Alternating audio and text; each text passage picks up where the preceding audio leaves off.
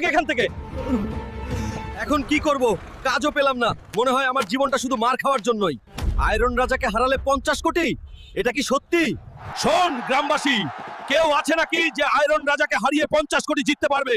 না থাকলে পরিষ্কার বল, তোরা সবাই নামর্দ। আমি লড়বো আয়রন রাজাকে, কিন্তু কেউ স্কিপ করিস না। লাইক দে, তারপর দেখ কিভাবে এই হাতেই রিং কাঁপিয়ে বদলানি। শেষ পর্যন্ত না দেখলে বুঝবি না।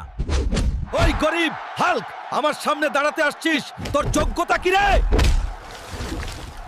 গরিব হাল্ক বলেছিলি না? এই নে, গরিবের ঘুষিতে আজই তোকে রিং এর বাইরে পাঠালাম।